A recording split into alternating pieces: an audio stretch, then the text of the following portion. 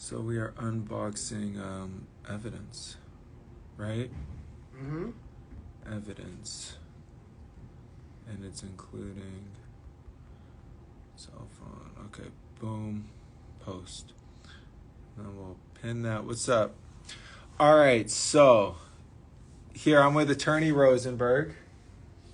As many of you know, September 6th, I went to a protest at the Sheriff's Department in Inglewood, off Imperial. And at some point, the sheriffs said that there was an unlawful assembly. And at the same time, they were shooting things that, were causing us to cough, our eyes to water, just to be in fear. So someone let us in their home. And at some point, as time went, I figured I could go to my car, go home. And on my way to the car, that's when the sheriff stopped me. And Sergeant Muller was there. And that's when I had the dialogue with him. He said something like, sit there. He said something like, I'm not going to arrest you. And as time went, he seemed to even confirm that my car was just behind him. I was alone. I was holding two signs that said, I am media and always film the police. And I had my phone, I had my keys and my wallet. And soon after, he asked me what my name was. And when I didn't respond, he said I failed his attitude test. Punching back. No, that's when you got grabbed. That's when I got grabbed. Absolutely. Right. When I didn't answer his attitude test, it seemed like that was the reason I was being arrested. I didn't answer, my name. And so at that time, they hit my phone out of my hands. It went to the ground. They started stepping on it. And one of the officers picked it up, and I was taken by two officers, and I was walked literally across the street to the jail where I spent the night. And one of the officers walking me was holding the phone. And he was actually turning the phone off, and I had this dialogue with him saying, please don't turn my phone off. He said, I'm turning it off so that it has battery when you get out of jail. That's what he said. And, I said, please don't turn it off. He did anyway. When I got out of jail the next day, they gave me a slip to sign and look over regarding my property. And at that time, I'm wanting to get out. It's not a time I'm wanting to discuss things. I'm not wanting to, it's like they give me a piece of paper, they say sign it. And I noticed, though, it didn't have a jacket, which, was something I was wearing at the time, which was obvious. There's no jacket. It's a big thing. So I wrote jacket on it. They were obviously annoyed and saying, like, do I want to stay there longer? They took the paper away. And when I looked at what was given back, my wallet was there, my key was there, but my phone was not. And so they had taken this paper away without me acknowledging really a phone was even written down, and no phone was in my hand. I asked if I could get my phone back in that time. They said no. And that was over 6 months ago. There's over 40 people that have been arrested in similar circumstances, I believe, like mine, whose phones were also taken away, and they don't have it. And, Attorney Rosenberg, he was able to get the phone back. And I'm so thankful for him. I want to have him explain, what he had to do to get the phone back. And yeah, we're so thankful for you. And then we want to turn the phone on. And this is how he received it, right? Mm-hmm. So the case looks like it was upside down. And yeah, if you want to share. So Senate posted the encounter with the sheriffs, ultimately leading to his arrest, that was live streamed. Some of the followers were able to screen record it, so it was captured, which is very critical. The first step in a situation like this, Senate posted bail, so he had a booking number, and that means they took his picture. They set bail, which a lot of people should have been released OR. So the first step is contact the sheriff with the name of the client, date of birth, and booking number, and then find out who is the assigned detective. So we got a file number, which in LAPD is called the DR number, same idea. So the next step is to contact them, which I did, and I requested that this property be released. It has an evidence hold. What is the evidentiary value of the cell phone when, first of all, it was all captured on video anyway, and it was an unlawful assembly, a type of an arrest, so it wasn't clear what would be on the phone that would be of investigative value. And I made that request. I also made the request, same request, for his jacket. So I ended up, over the course of several months, contacting the detectives about 4 or 5 times via fax, via phone, several phone calls. And it ended up that I appeared in court in January, having written a letter to the Compton District Attorney's Office imploring them not to file misdemeanor charges, essentially in the realm of unlawful assembly, participating in a rout or a riot, and failing to disperse from an unlawful assembly, which was the peaceful protests in front of the South LA station. And so no charges were filed, which we obviously anticipated, and there were several other arrestees who did not have any case filed. These are 180-day maximum misdemeanors. However, somebody could end up on probation, and importantly, if somebody were to apply for a media permit, this could count against them, especially with a conviction. So no charges filed. What's At the this time, evidentiary? right? Well, in January, Oh, in January. no charges filed. So again, what is the case that's being investigated to justify the evidentiary hold? So we persisted. Senate pushed on his lawyer, so I persisted and ultimately got contacted from the second assigned detective, who said, basically, Rosenberg, your client's property will be available for pickup.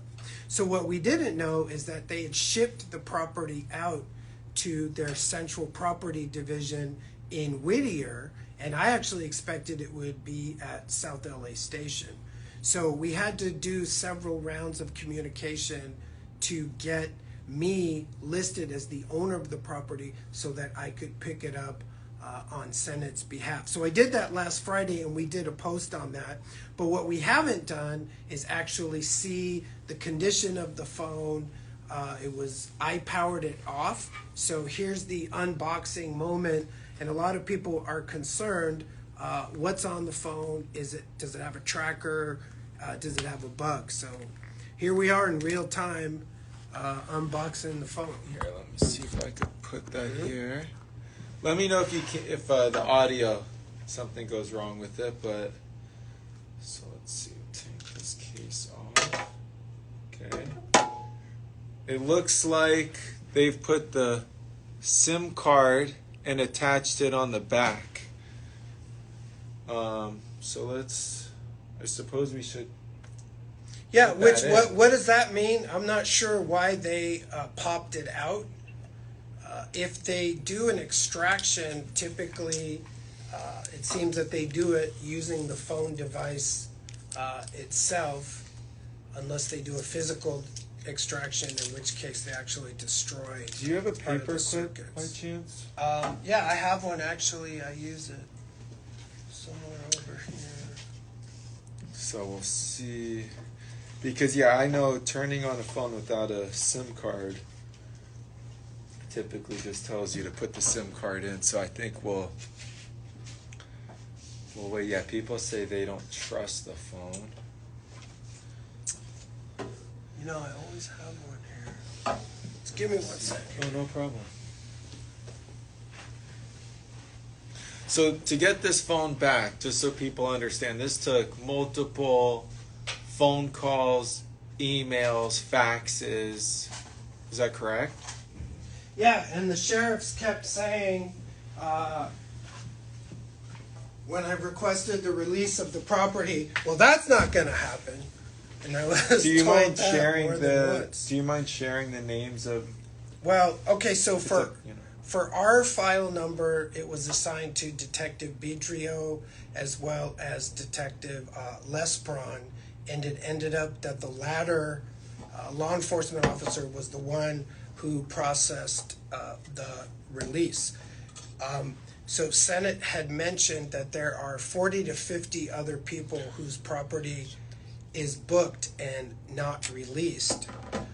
We are informed by the National Lawyers Guild that there's one other journalism student whose property phone has been released. We're also informed that that student, I think, gave a statement to Max Huntsman, who's the Office of Inspector General, that wrote a report about the sheriff. So could be the squeaky wheel has resulted in the return of the property, but to our knowledge, a federal judge denied the request from the National Lawyers Guild to release the confiscated property from the September protests, and the statute of limitations for this kind of misdemeanor is 1 year. So technically, they have until September 5th, 2021 to file charges, which we don't anticipate. And back to the unboxing here. So here we go. iPhone has not been backed up. What does it say? Is it in airplane? 4 weeks. It says in 4 weeks. It is in airplane mode. It is? It is in airplane mode. Okay, well that's interesting. Hold on, let's just we're doing a recording over here just for let's just make sure we get that. So it is in airplane mode. Okay. I was told specifically, right? We were specifically discussing, and before I even swipe right or see what happens next, I just want to make one thing clear. I was live streaming, right? I was live streaming on Instagram in a place that I was not connected to a Wi-Fi network. I was using my cell reception, right? My 5G or whatever it might have been, to be connected to that Instagram live. So it's not possible. I guess I say all that to say it's not possible to be Instagram living on airplane mode, especially without being connected to a Wi-Fi network. I know for sure then it's not feasible. And you want me to explain what Please do. possible significance of that? Please.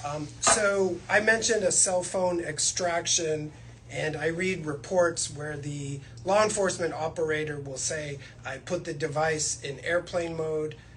Device means phone. I put it in a Faraday cage, which means it can't get any signal. And then I hooked it up to the cellebrite equipment, and then I started the extraction. So I mentioned, let's see if it's in airplane mode, which could be an indicator that there was an extraction done. Was there an extraction? I don't know. That would require a separate search warrant. And if there's no case filed, then there's no evidence turned over to us, so we might never know if there was an extraction performed or not. So that's the significance of the airplane mode potential indicator of an extraction. Also, I just want to note something that I don't typically experience, and I'll show my other phone.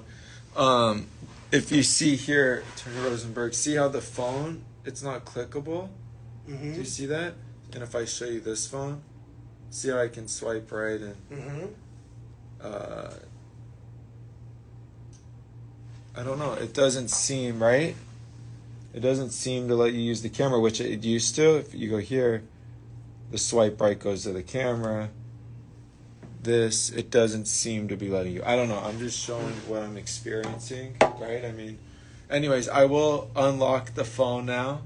Yeah, when was it last backed up? Because why would it be backing up and telling you 4 weeks ago when it's been presumably sitting in evidence that again for 6 months? Let me actually just take a photo to document that, like this, right? That's a incredibly good point. That it is